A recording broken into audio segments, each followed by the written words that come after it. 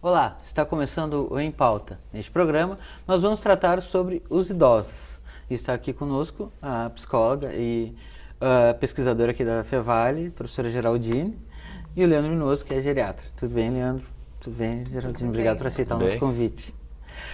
Para começar, né, no ano passado, o Brasil está com uma população de idosos de 30 milhões, né? E a perspectiva é que em 2030 a população de idosos seja maior que de crianças e adolescentes até 14 anos. Em 2060, que a população de idosos atinja 25% da população, ou seja, 1 em cada 4 pessoas com mais de 60 anos de idade. O Brasil está preparado para este quadro? Vamos começar respondendo. Posso começar? É fácil a resposta, né? Não está preparado, né? As pessoas individualmente não estão preparadas para que isso aconteça, ou seja, ninguém na faixa etária de hoje que vão representar esses idosos está se preparando para isso, e muito menos como sociedade. A gente está pensando seriamente nesse processo do envelhecimento, o que isso vai acarretar no futuro, né? Então, nós hoje em dia temos, junto com isso, famílias cada vez menores, né? Com menos, antigamente tinha aquela estrutura, né? Famílias grandes, então o idoso, ele não chegava a ser um peso, porque sempre tinha alguém da família para cuidar dele. Hoje em dia a gente não tem mais isso, né? Então, as crianças vão para as escolas e os idosos, o que a gente vai fazer com eles, né? Então a gente não está preparado para ter essa infraestrutura e nem para promover a independência desse idoso para que ele possa viver mais, ótimo, mas com independência, com autonomia, né? Aproveitar esse tempo a mais de vida que a gente está ganhando. E tu, Leandro, assim, em relação à saúde específica, né? E como tu vê esse quadro geral, assim, no Brasil? Bom, a gente tem, felizmente, uma geração de idosos hoje com mais de 70 anos que conseguiram desbravar essa questão de envelhecimento no nosso país. Hoje, se existem mitos, barreiras, preconceitos contra idosos, graças a hoje quem tem mais de 70 anos, eles já diminuíram bastante. No entanto, assim, eu tenho sempre o cuidado de não chegar, quando eu falar sobre terceira idade, não trazer apenas esse lado positivo das coisas boas que têm acontecido em relação ao envelhecimento da população, que é uma dádiva social. É importante a gente ressaltar isso enquanto formadores de opinião, porque o que nós teremos nos próximos meses é novamente a discussão da reforma da Previdência, e vai vir toda aquela mensagem de que o idoso é um peso para a sociedade. Então, não, o envelhecimento é uma dádiva social e os idosos também, eles fazem parte da nossa sociedade e eles devem ser cuidados e têm muito a contribuir. A gente vê que na parte de saúde existem diversas carências, tanto na formação de médicos e profissionais de saúde para atender esses idosos, quanto na própria estrutura do Sistema Único de Saúde. A gente está aqui no município de Novo Hamburgo, né, uma das principais cidades do Rio Grande do Sul e do Vale dos Sinos, e a gente não tem nenhum médico geriatra pelo SUS. A gente vai até São Leopoldo, também não tem a função de médico geriatra pelo SUS, né? Então em Sapucaia teve não sei se esse concurso a vaga foi preenchida, ou seja, tem uma carência muito grande localmente, num lugar desenvolvido como nós estamos aqui, de dar conta da saúde dos idosos. Sobre as pessoas individualmente estarem preparadas, a gente vê que avançou um pouco. Avançou um pouco em pessoas que estão sabendo que hoje, que elas vão chegar aos 60 anos, elas de repente vão precisar estar bem de saúde e preparado economicamente, porque elas vão chegar aos 70 anos também bem. Então, eu vejo que hoje as pessoas já começaram a ver que envelhecer vai demandar algum esforço delas. E eu vejo isso principalmente nessa mudança que nós tivemos em relação à questão do trabalho. Antes as pessoas queriam chegar aos 55 anos, 60, às vezes, e parar de trabalhar. Hoje não. Elas já encaram essa idade ali dos 60 aos 75 como ativas. Então, eu vejo que tem uma mudança. Mas é claro que por ser um país que até pouco tempo atrás era um país de jovens e crianças e que agora se tornou um país envelhecido, demorou um tempo ainda para as pessoas perceberem disso. Mas sim, mudança teve. mas socialmente a gente vê carências enormes, assim. As cidades, elas estão preparadas para o envelhecimento da população no sentido de mobiliário urbano, né, de atenção da população mesmo com essa população, por exemplo, uma coisa que eu vejo às vezes em Porto Alegre e aqui mesmo em Novo Hamburgo, né, o tempo do semáforo para as pessoas atravessarem a rua é mínimo. E às vezes eu já acho mínimo para mim, para uma pessoa normal, imagina, para uma pessoa idosa que já tem uma certa dificuldade na rapidez do deslocamento, né? Queria saber a opinião de vocês. É bem essa noção, né, de como tu trazes, né? Às vezes a gente tem dificuldade com algumas coisas, né? Seja para acessibilidade, por mais que a gente tenha vagas especiais para idosos, né? A gente tenha toda uma acessibilidade que já foi desenvolvida e que está na lei, né? Falta muita coisa porque são muitas as dificuldades que esses idosos podem vir a apresentar. Então, o processo normal de envelhecimento ele já vai trazendo uma série de coisas. Por outro lado, a gente também tem que ver, assim, a gente precisa existir por parte da sociedade do idoso toda uma mudança de hábitos para que essas coisas não se tornem regras que mais atrapalhem do que ajudem. No seguinte sentido, às vezes a gente faz algumas coisas e a população mais jovem acaba dizendo assim, mas por que tem que ser feito desse jeito para os idosos? Por que eles não ficam em casa em vez de estar atrapalhando? Então, por isso que eu digo assim, a gente tem que ter uma mudança muito grande ainda na nossa cultura de respeito, né? A gente não pensa que a gente vai envelhecer, então por isso que a gente critica o idoso. Eu lembro que o Saramago falava que a nossa cultura é voltada para o jovem apenas. A gente não mudou isso ainda. E infelizmente, nem quem é idoso já mudou isso. Porque a gente vê idoso criticando idoso. Né? Então, às vezes eu pego as pessoas idosas e é muito fácil a gente ver isso na rua, no supermercado. Olha ali, ó, pegou a fila preferencial e nem precisava. Aí tu olha, se a pessoa é idosa também, né? Então, é um direito, a pessoa não está ali à toa, né? Ela tem esse direito, mas a gente ainda tem uma crítica muito grande a isso. Mas isso vem da onde? Da onde a gente tem que ensinar, na verdade, as crianças na escola a terem esse respeito, né, pelos idosos. E os idosos têm que se dar o respeito. Eu acho que o que é importante hoje em dia é a gente não exatamente separar os idosos da sociedade como uma categoria diferenciada, porque eles fazem parte de toda essa sociedade. Então, eles têm que se ver como importantes, mas os outros também. No momento que a gente nivelar a importância de todas as idades, vai ser mais fácil da gente realmente ter uma inclusão verdadeira dos idosos na sociedade, né? Eu tenho a impressão, eu quero ouvir vocês, de que nesse contexto ultra neoliberal que nós estamos vivendo, né, de que os idosos, por serem, em que as pessoas são niveladas pelo consumo e os idosos consumirem menos que as outras faixas etárias, né, há uma constituição de uma cidadania de segunda classe para os idosos. É uma impressão equivocada minha ou realmente isso acontece? Bom, pode ver que dos idosos brasileiros, em termos de cidadania, a gente falou de cidadania de segunda classe, o que a gente tem? Né? A gente tem um conjunto de leis no Brasil que... Isso na prática, não no papel. Dão guarida aí para a gente viver num país que trate bem os seus idosos de uma maneira bastante ampla. Né? O Estatuto do Idoso é um texto belíssimo que vai desde o campo do trabalho, da assistência, da responsabilização, educação, saúde, cidadania. Então, só que não consegue ser efetivado. Isso a gente vê bem claro, tem muito isso. Parece que os próprios idosos brasileiros não cobram seus direitos. Eles fazem questão, eu vi isso agora muito nas eleições, muitos assim, chegando aos 70 anos e tendo orgulho de dizer que não vão mais votar. A gente entende isso, é um direito que eles têm, mas aquela questão de assumir o protagonismo, a sua cidadania, a gente vê que falta muito nos idosos. Sobre a questão de consumo, realmente, né? A gente vê propaganda agora voltado quando interessa na questão de propaganda quando é um produto extremamente, né? Previdência privada, plano de assistência funeral, fralda geriátrica, assim, mas algo bem focado. No geral, tanto hoje em dia a gente vê jovens quanto idosos meio que excluídos nessa nova onda neoliberal, né? Inclusive o Papa Francisco trata bastante disso, né? são as duas populações excluídas do consumo, né? Os idosos e os adolescentes.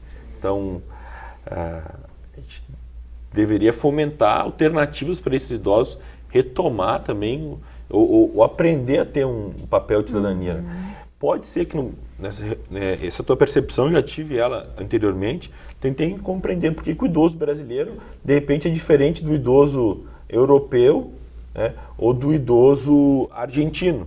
Eu fui bastante jovem na década de 90, mas eu me lembro que o idoso argentino lá ia para as ruas protestar, né, bater panela. Bater panela não era de ficar na sala, eles iam para a rua fazer panelaço mesmo, contra o sistema bancário, cada vez que ameaçavam o direito dos idosos. Aqui no Brasil a gente tem uma apatia na terceira idade nessa questão de reivindicação de seus direitos, né? Eles não sabem como se organizar. Pode ser porque não foram educados para isso, ou pode ser também porque durante a sua idade adulta conviveram na ditadura militar, daí, ou seja, tiveram essa liberdade de protesto reprimida e hoje não conseguem fazer isso de uma maneira natural. Mas falta bastante isso mesmo, assim, os próprios idosos cobrando seus direitos. Pois é, antes tu comentou da saúde, né, Leandro? Segundo uma pesquisa da Fiocruz, 75% dos idosos, né, utilizam somente o SUS. Né? Num contexto em que temos uma emenda constitucional, em que congela os investimentos em saúde, educação e segurança por 20 anos, como é que vai ficar isso? A gente tem 2.500 novos idosos a cada dia no Brasil. São entre 900 mil idosos e 1 milhão de idosos por ano. Só deixa eu colocar mais um dado agora que lembrei, né? Sendo que 70% desses idosos têm uma doença crônica. Ou mais de uma. Vai chegar que no mínimo 25% dos idosos são idosos complexos, né? E são 2.500 a mais por dia. E nos últimos 2, 3 anos, quase 4 milhões de pessoas deixaram os planos de saúde. Ou seja, a gente vai ter cada vez mais idosos necessitando de um cuidado amplo, não só de um médico especialista, de um geriatra, mas de mais cardiologistas, mais profissionais da área da saúde, mais oncologistas, mais ortopedistas também, mais fisioterapeutas, ou seja, todos os profissionais. É um cuidado que, se tu não fizer prevenção, se torna muito caro. E aqui no Brasil a gente já não faz tanta prevenção. Ou seja, a emenda constitucional, essa 95, é algo que eu tenho ainda uma esperança que mesmo tendo pessoas que defendam que seja revista ou adaptada que para a saúde, principalmente, ela deixe de seguir uma regra, né? Porque pode ser que coloque o SUS em viabilidade e principalmente esse cuidado com os idosos. Então, acho que torço para que isso mude, mas é meio que o colapso anunciado. Se tu parar de investir mais em saúde, né? Só limitar a inflação, uma área que está crescendo muito, que o Brasil está mudando, né? E ao mesmo tempo também eu acho algo que é um prenúncio de um caos, se a gente não só manter o que tem o SUS, mas melhorar o jeito que o SUS faz saúde preventiva. Saúde da família foi algo que tem dado muito certo, né? Diversos programas têm dado muito certo, mas agora na questão de envelhecimento, a gente tem que mudar também, tem que melhorar a forma como a gente encara o envelhecimento também dentro do SUS, porque o SUS foi criado em 88, quando a gente era um país de jovens. As políticas do SUS são muito voltadas para quê? Assistência pré-natal, puericultura, né? Diabéticos e hipertensos, que são também muito idosos. Mas acho que deveria criar um novo eixo aí de dar um enfoque maior para a questão de idosos. No Brasil, esse ano a gente tem 2 milhões de idosos com demência. Para 2030, a gente vai ter 4 milhões de idosos. É um monte. Então, eu pergunto para ti, que tipo de recurso que o SUS tem para prevenir Alzheimer ou para tratar Alzheimer? Qual ambulatório especializado de Alzheimer que tem no Vale dos Sinos? Ou em demências? Então, a gente não tem. Então, é hora, de repente, da sociedade encarar isso como um desafio de todos, né? Geraldine, antes, na primeira pergunta, tu falou, pelo que eu me lembro, assim, de uma certa solidão dos idosos, né?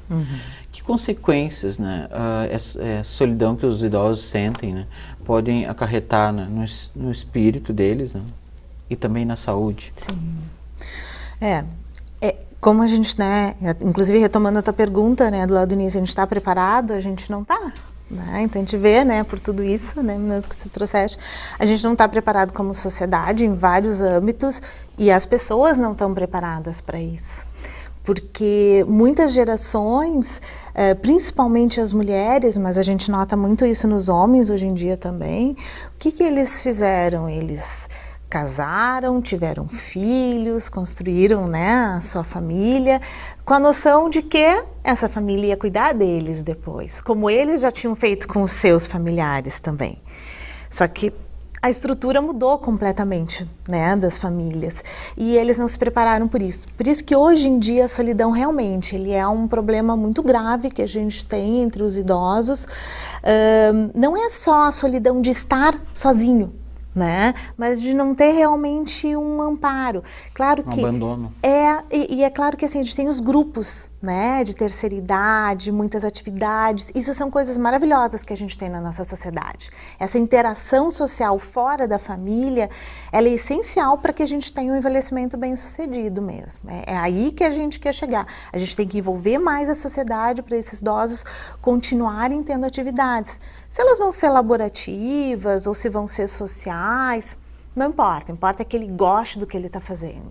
Então a gente percebe que, claro, o idoso, a pessoa, o adulto tem que se preparar para esse envelhecimento e já ir mantendo essas redes sociais ativas ao longo da vida.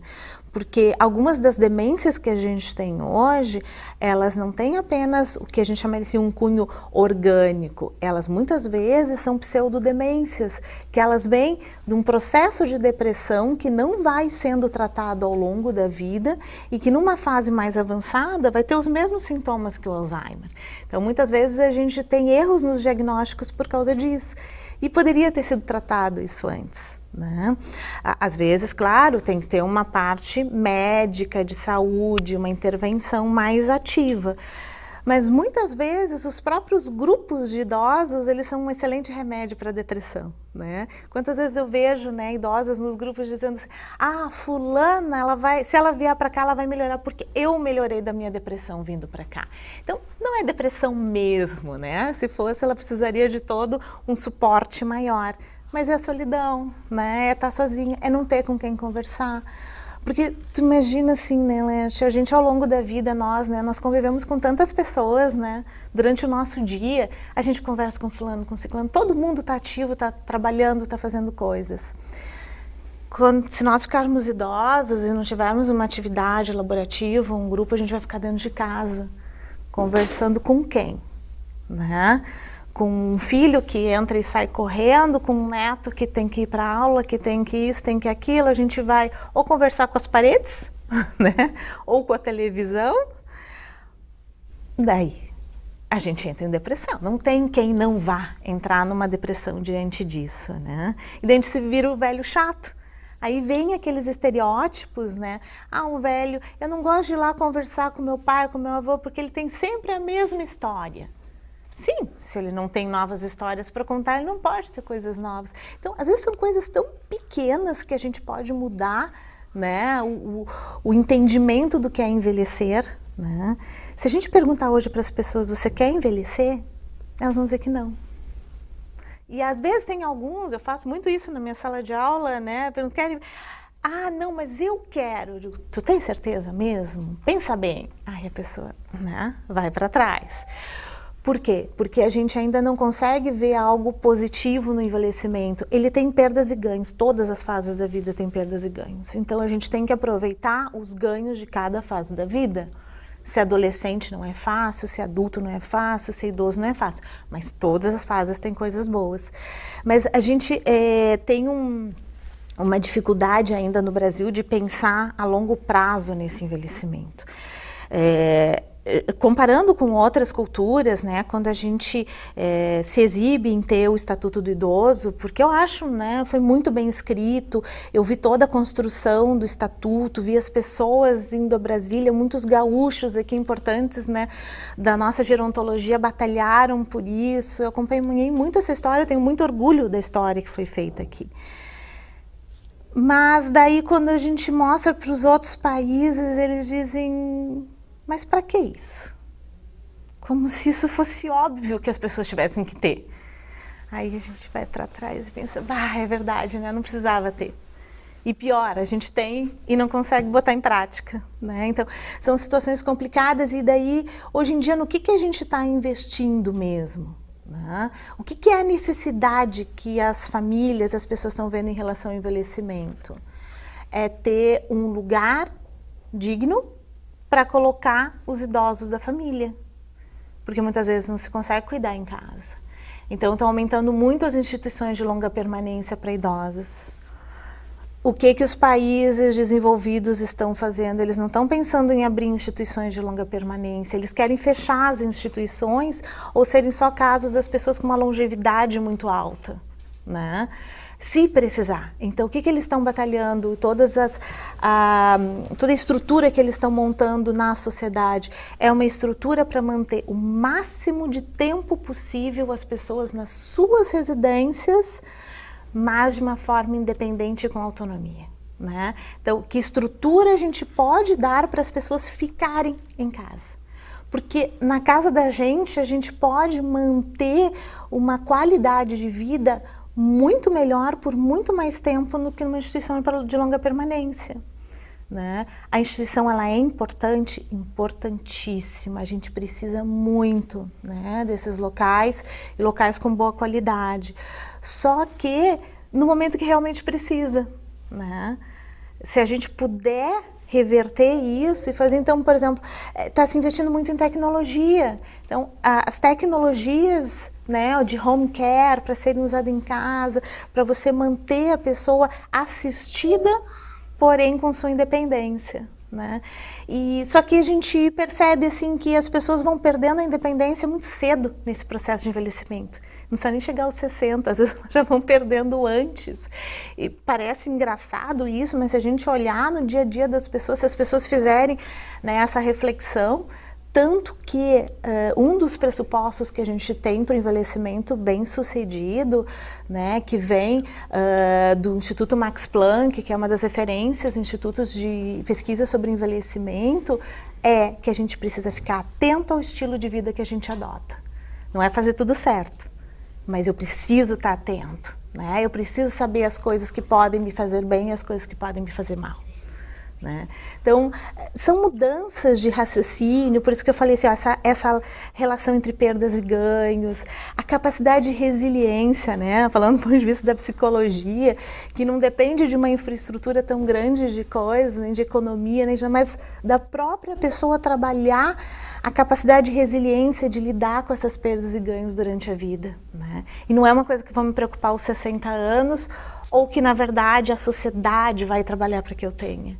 Mas são coisas individuais. Não quer dizer que o envelhecimento seja um problema só da pessoa, de jeito nenhum. Os dois são responsáveis, sociedade e indivíduo.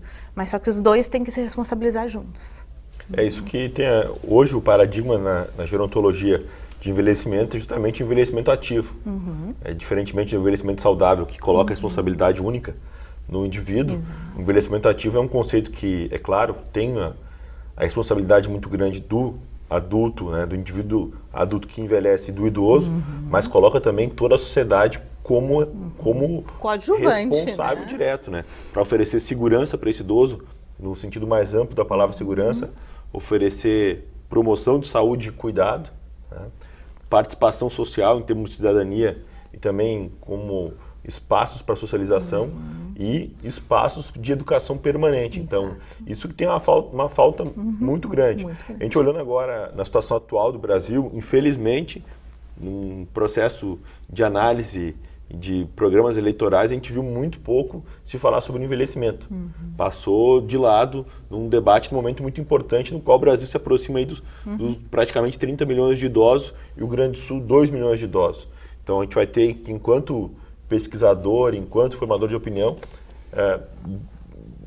fazer com que os idosos da sociedade chamem mais atenção ainda, produzam mais materiais, tragam mais estatísticas para que no próximo pleito, ou quando se for construir as políticas públicas, que se entre na agenda a questão de cuidado com o envelhecimento, né? Então, a gente tem que agir. Parece que antigamente a gente podia aceitar, vai um dia o Brasil envelhecer, né? Mas já envelheceu agora. O Brasil é um país já de idoso, não tem como negar. Não é mais só Copacabana que é um bairro com um monte de idoso. Tu vai aqui na Serra Gaúcha e tu vai se apavorar.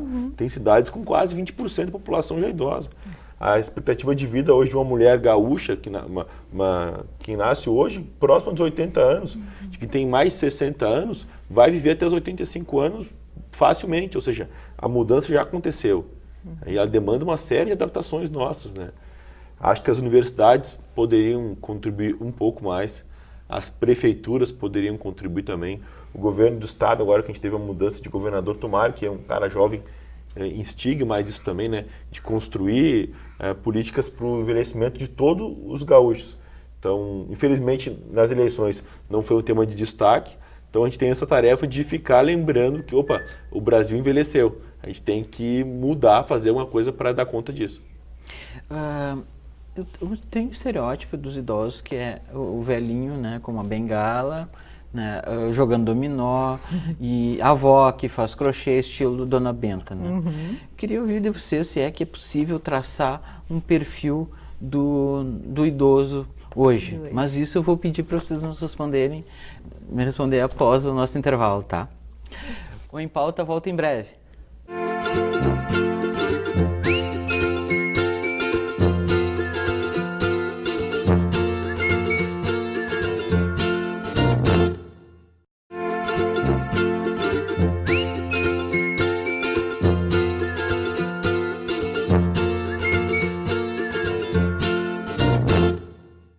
Voltamos com Em Pauta, hoje falando sobre os idosos. Eu tinha perguntado então no final do bloco anterior sobre o perfil do idoso hoje em dia. É possível traçar assim, de modo geral, um perfil? Acho que felizmente não tem um perfil como a gente tinha assim há 40 anos atrás. Acho que seria muito mais fácil a gente definir esse perfil. Hoje em dia, quando você vai nos grupos de idosos, né, você vê pessoas muito mais ativas, vestindo roupas mais coloridas. Eu me lembro uma vez, um grupo que eu trabalhava de em Ivoti, um grupo muito querido, as idosas um dia me olharam dizendo assim, tu tá com uma roupa muito escura, tu devia vir com uma roupa mais colorida, viu?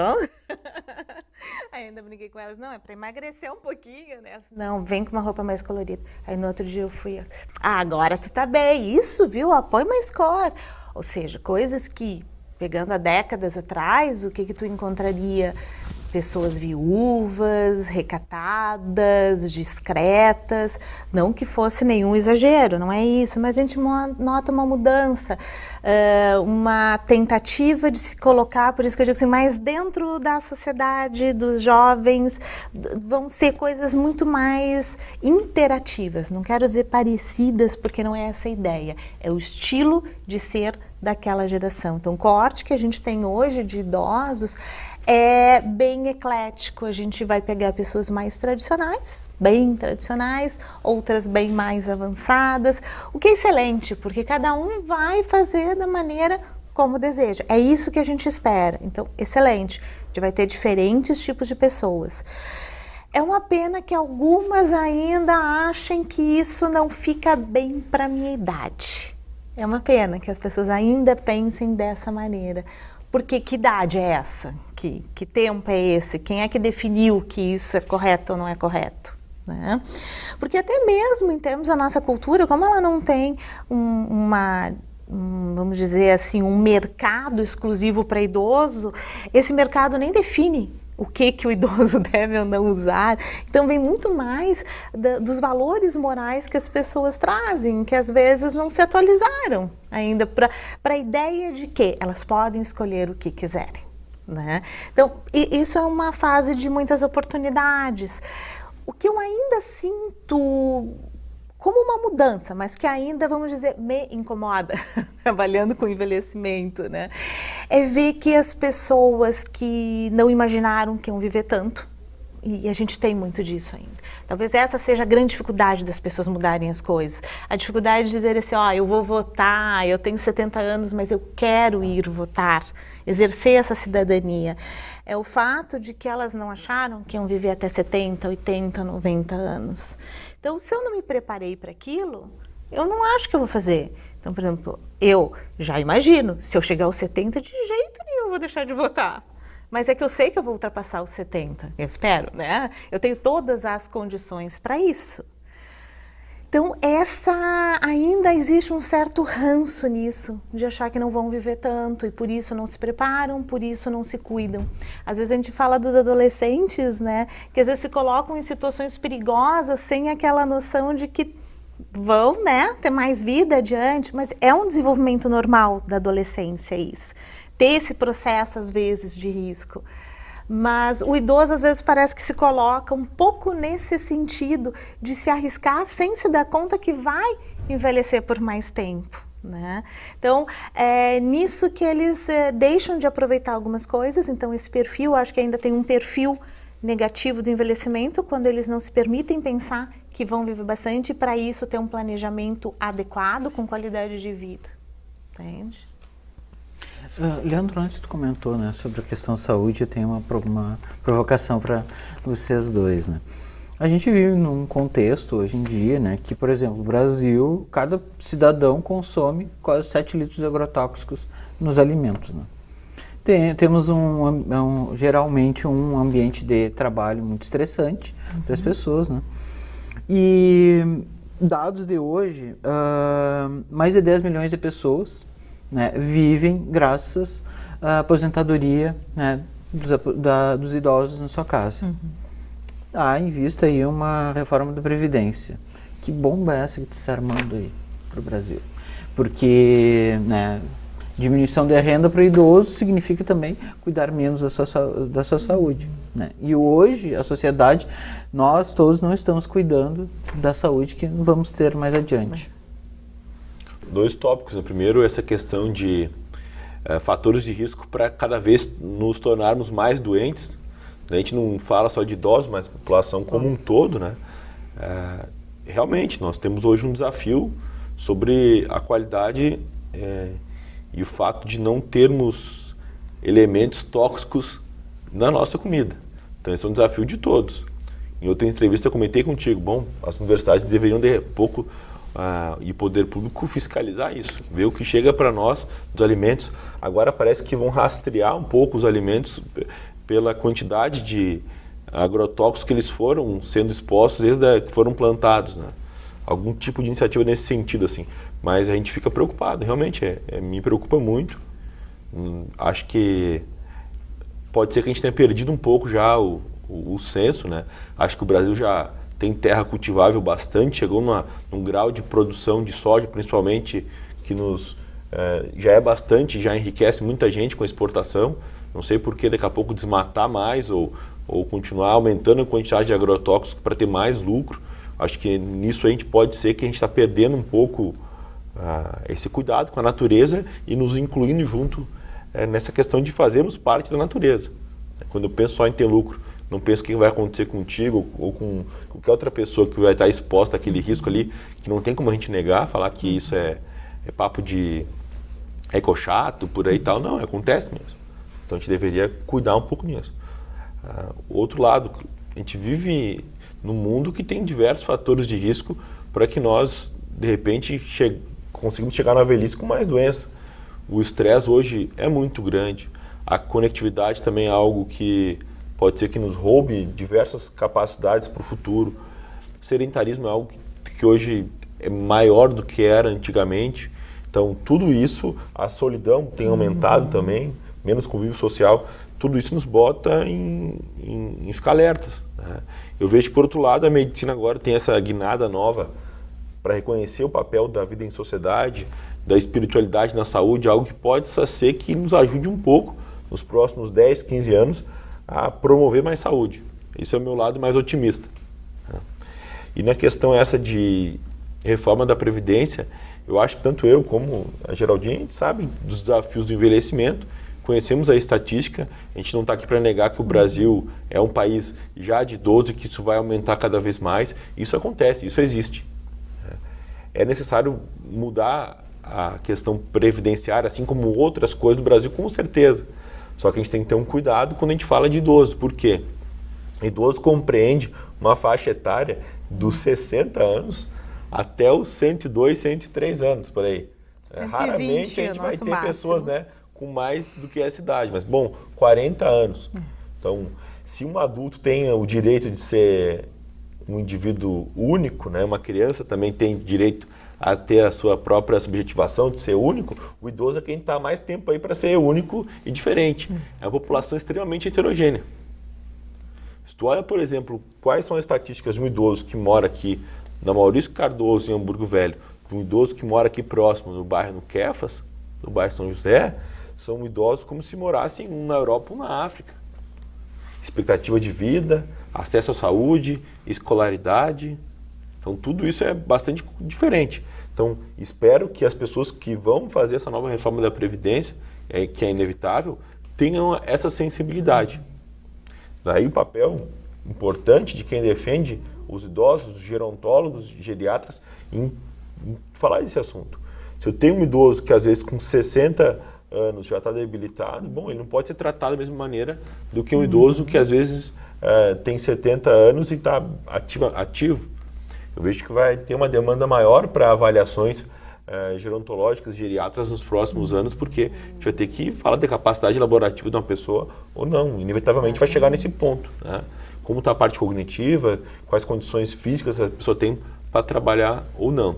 Junto com essa reforma da Previdência, acho interessante também que a sociedade ofereça para os idosos e para as pessoas com mais de 55 anos, principalmente, um ambiente de trabalho digno para trabalhar.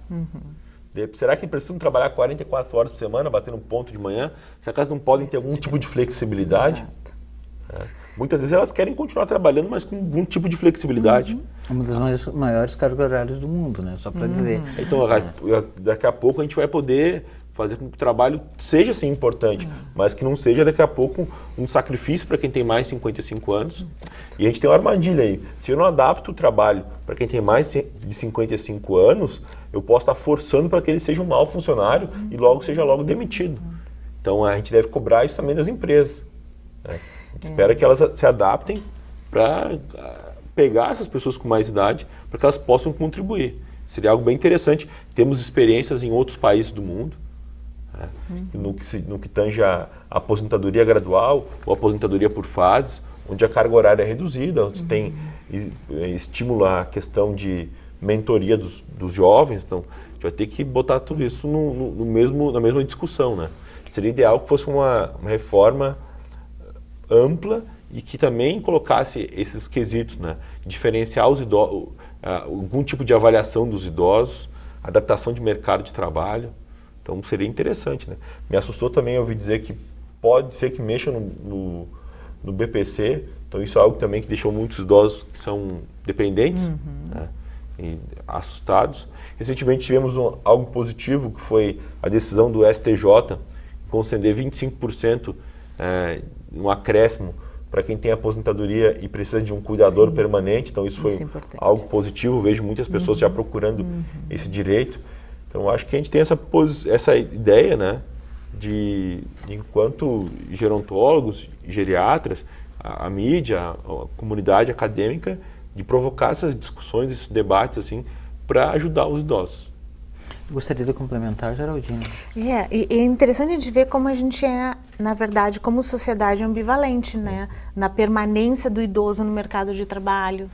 Porque, vendo a Previdência, a gente sabe que precisam ser feitas mudanças. Não é uma questão só nossa do Brasil, em outros países também se vê isso. Com a diminuição de jovens, tem que haver um reajuste nisso. Mas se a gente quer manter, né, bem desde que você disse, se a gente quer manter esse idoso trabalhando, que condições a gente tem e qual emprego que a gente tem para eles? Porque, na verdade, a nossa sociedade não é muito aberta a dar emprego para pessoas idosas. A gente vê muitas pessoas idosas trabalhando na informalidade, né, complementando a sua renda, porque realmente não dá. Imagina um plano de saúde, é inviável. Né? Poder comprar uma medicação já é bastante complicado. Então, a gente quer que eles continuem trabalhando mais, mas que tipo de trabalho? Que você está dizendo, né? Assim, será que a pessoa pode continuar trabalhando tantas horas? A gente vai tornar, em alguns casos, porque Por isso que não é radical, por isso que a gente não tem um estereótipo, né, de como deva ser esse nosso idoso. Porque alguns idosos, com esse trabalho cansativo, extenuante, ele vai ficar doente mais rápido e a gente vai ter que pagar uma hospitalização mais longa, tratamentos de saúde. Então, cada caso vai ter uma estrutura diferente. Só que a gente tem um Brasil muito grande, né? Que não cabe nisso. É a mesma coisa que a gente falar do idoso no Rio Grande do Sul, do idoso, né, lá do norte do país. São idosos completamente diferentes. O idoso urbano e o idoso rural, do campo. Exato. A gente tem preocupações diferenciadas, né? Por exemplo, a gente sabe que o idoso do campo, ele nunca para de trabalhar. Então, ele nunca vai ser sedentário. Ótimo, por um lado, excelente. Por outro lado, todas as complicações de saúde que esse idoso vai ter, né? Desde o câncer de pele pela exposição ao sol, ao peso, o problema da coluna que ele tem. Então, a pessoa idosa, assim, às vezes tu mexe de um lado, tu estraga do outro, né? Então, a gente tem que ter um cuidado nisso. Mas será que o empregador vai ter esse cuidado? Né? Então, essa flexibilidade teria que ter, assim como a gente muitas vezes tem com os jovens também, que tipo de trabalho eles poderiam ou não ter pela fase de desenvolvimento que eles têm. Então, são situações tão delicadas até para a gente poder ter um posicionamento, né? Eu estava vendo esses dias uma discussão do Japão sobre isso, né? Porque, óbvio, eles estão muito mais adiantados do que a gente nessa discussão. E vem questões que parecem até estranhas para a gente, mas eles precisam que os idosos deles continuem trabalhando mais tempo. Então a discussão deles é essa, assim, que tipo de trabalho que eles podem fazer? Né? E eles também têm muitos idosos que trabalham no campo, podem continuar ou não.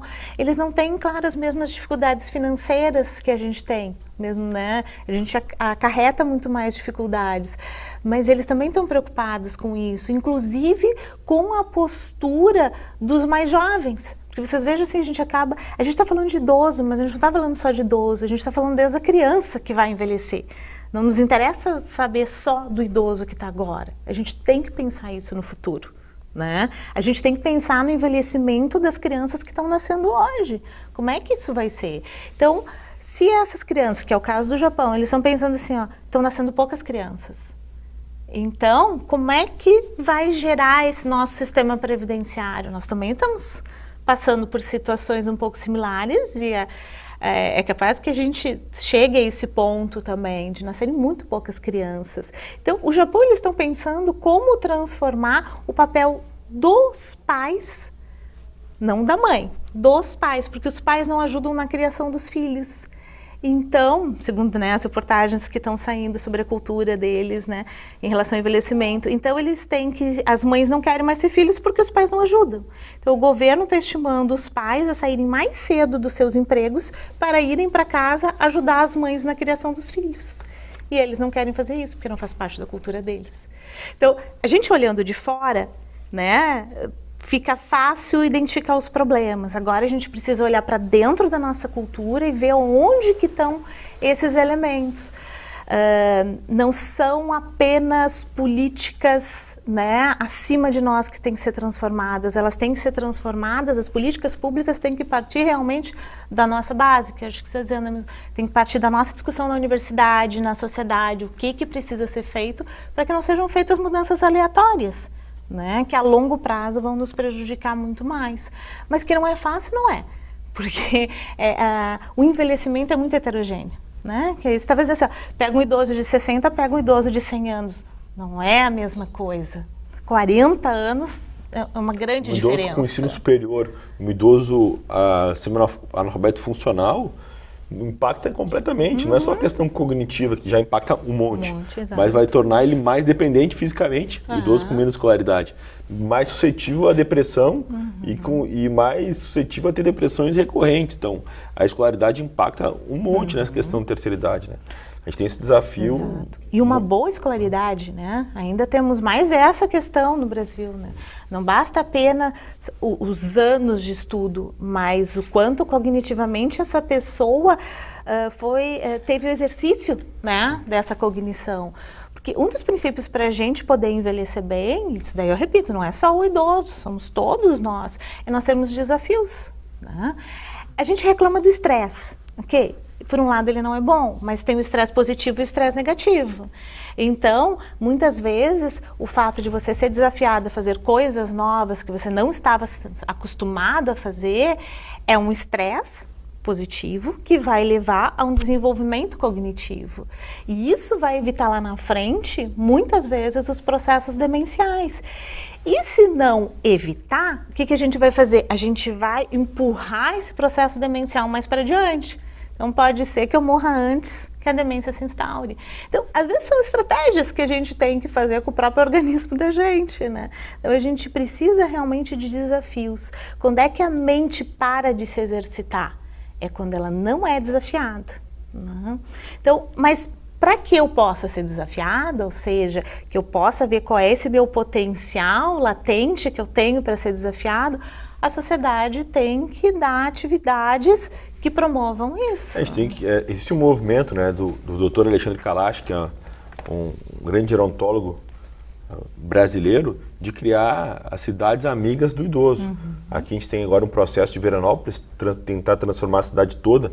Em conversa com ele, uma vez falei, olha, uma cidade com perfil muito próprio para isso é aqui Campo Bom, no Vale dos Sinos, que tem uma estrutura muito adequada, eu vejo, para a qualidade de vida de toda a sua população e principalmente dos idosos.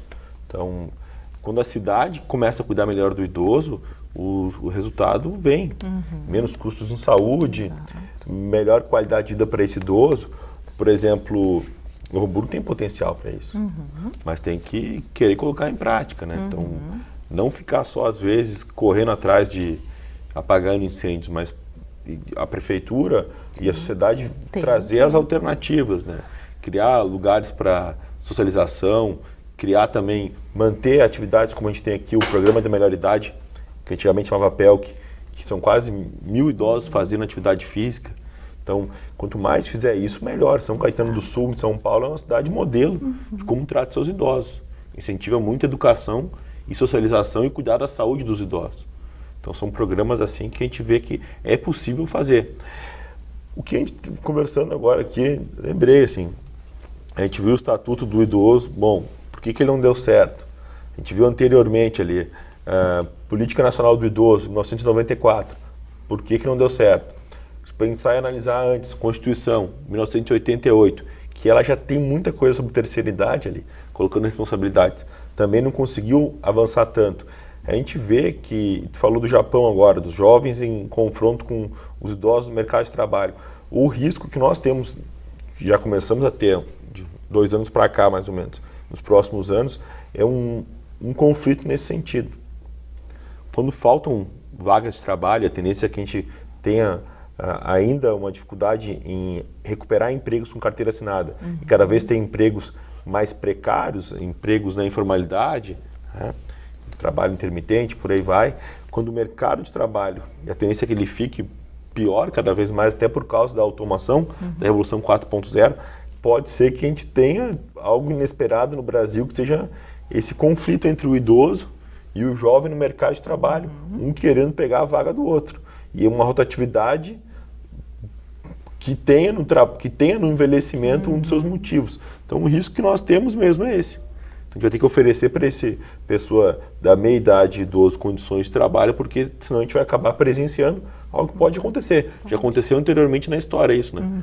Na virada do século XIX para o século XX, se tentava fazer com que as pessoas se aposentassem. Para quê? Para dar emprego para os mais jovens. Então, inclusive médicos iam fazer um texto, falar, a partir dos 40 anos tu cai muito a tua produção, a partir dos 50 anos tu é um improdutivo. Eram médicos que falavam isso, tá? Para estimular as pessoas a parar de trabalhar, para abrir vaga de trabalho. Bom, daqui a pouco, se a gente não cuidar, a gente pode ter esse mesmo retrocesso assim, civilizatório num país que não está preparado para o envelhecimento. Então, a gente tem esse dever, né, de provocar esses debates, estar ao lado da sociedade e também dos idosos, mostrando o que é possível fazer ou não. Eu, falando em universidade, eu tenho sempre otimismo em universidade. Porque eu vejo que é daqui, não faço daqui porque tive outras experiências também, que surgem as iniciativas que provocam a sociedade. As universidades ela tem um respaldo, um respeito muito grande na comunidade. Então uma ideia que vem aqui da Fevale, por exemplo, que chegue a Prefeitura de Novo Hamburgo, a Prefeitura de Dois Irmãos, um projeto nesse sentido, ele é muito bom. Ele consegue fazer ainda que a gente diminua esse impacto da partidarização das políticas públicas. Uma política de um governo X, de um governo Y, quando troca o governo, né, ou ligado a um vereador tal, e tudo, quando troca tudo, muda, tendo uma universidade por trás, as coisas se tornam mais perenes. Então vejo que daqui podem surgir debates e propostas interessantes para o envelhecimento aqui do Vale dos Sinos. A gente tem muito idoso em Novo Hamburgo, principalmente nas periferias, que ficam assim à mercê de não ter saúde, contato com atividades sociais, então, atividades culturais também. Então aqui em Novo Hamburgo, o que tem de idoso, por exemplo, que gostaria de falar alemão com outros idosos, não tem. Não tem um lugar que eles possam trocar essa informação. Uma vez conversei com o vereador Raul, falei, Raul, tem essa ideia aí, leva adiante, né? Cria um lugar aqui na cidade para os idosos conversar em alemão. Sim. Eles têm muito isso que eles adoram. No consultório até aprendem uma outra palavra, o que não é nada fácil, né? Para conversar um pouco, eles ficam encantados, assim, porque está dentro do deles. desafio que a professora Jorginho comentou Então, antes. seria interessante. Para eles e para nós. Então, esse tipo de iniciativa aqui dentro de uma universidade, e a gente aposto que muitos estudantes vão nos ouvir, né? A gente sabe que essa geração de estudantes agora, eles querem não só ficar ricos, mas também aproveitar a vida e mudar o mundo. Né? Essas três coisas. Então, dá para mudar o mundo ajudando a melhorar o cuidado que a gente vai ter com os idosos. Sim. E criando também um melhor mercado de trabalho para eles, né? Entender que essa fatia do mercado vai ser a maior, né? Então, eles também têm que se agregar a isso, né? Sim. Mas dentro disso, o que a gente, no momento, a gente tem pesquisado, né? Dentro da universidade, quanto propostas exatamente vindas do município, né, elas podem ajudar a promoção do envelhecimento bem-sucedido. Então a gente está pegando no momento experiências que são muito ricas, muito importantes e que não são de agora, já vem há alguns anos, de, por exemplo, poder oferecer a informática para os idosos, né? Então o município de Novo Hamburgo tem um trabalho muito interessante nesse sentido, né? Porque é aproximar, é incluir na era digital o idoso. E aí vem uma motivação muito interessante, porque é algo que eles não estavam acostumados, né? Como mexer no computador, como mexer num mouse, não quebrar o computador, como mexer num smartphone. A gente às vezes acha que é uma elite que usa isso. Não, é aquele idoso realmente que quer aprender o que o neto está mexendo ali naquele computador, eu também quero. E muitas vezes aproximar os que estão longe, né, deles. Então isso a gente vê que são ferramentas que os países desenvolvidos utilizam para combater a solidão, porque a solidão não é só nossa também, né? Vamos deixar claro isso, e que a gente está aprendendo a fazer. Então a gente está analisando essas propostas, esses idosos, para ver essas atitudes, né, de mudanças mesmo, né, que vêm, né, dos municípios para favorecer os idosos. E outra experiência muito interessante também que a gente está acompanhando é de Dois Irmãos, com hidroginástica para os idosos, né? Porque se a gente quer falar de qualidade de vida, são os dois pontos que a gente precisa trabalhar, né? A gente precisa trabalhar a cognição e a gente precisa trabalhar o corpo, né? Tu disseste antes, né? A gente não pode ficar no sedentarismo, né? E quanto à promoção de, né, no caso da hidroginástica, auxilia tanto na cognição quanto, né, em outros aspectos. São coisas que o investimento, né, da sociedade na qualidade de vida desses idosos, que é, assim, é meio clichê a gente falar isso, né, mas o quanto isso repercute numa economia adiante, né? Sei que todo mundo fala isso, mas é tão óbvio e parece que a coisa não anda tanto nesse sentido. Mas é bonito ver como a gente já tem, na verdade, muitas ações, quando falo de Campo Bom também, né? Eles têm uma série de ações. O meu bom é a gente ver o que está sendo feito e tem sido uma preocupação nossa, poder estudar os resultados então, dessas quem sabe experiências. que podia criar um observatório de políticas da pessoa idosa aqui no Vale dos Sinos. A FEVALE teria ser um projeto interessante, né? Que no mundo todo se faz esse tipo de iniciativa de ver o que está dando certo, de trazer para discussão. Então seria algo bastante interessante aqui para a região. Tem também piscina em Campo Bom, tem uma piscina. Tem. Então, São Leopoldo tem projeto de educação física também. Sim, vinculado Então, também à universidade lá. Então a gente vê que tem muitos projetos interessantes, muitas coisas boas sendo feitas e acho que realmente, assim, a nossa intenção é dar visibilidade a tudo isso, para que outras coisas apareçam, né? A gente, como sociedade, como universidade, tem muito essa preocupação. Professora Geraldine, Leandro, a gente já passou muito do nosso tempo, mas o Fábio está desesperado, encerra o programa, mas eu não resisto a um bom debate. Tá? Muito obrigado por participar do programa. Eu que agradeço. Obrigada. O Em Pauta fica por aqui. Até o próximo programa.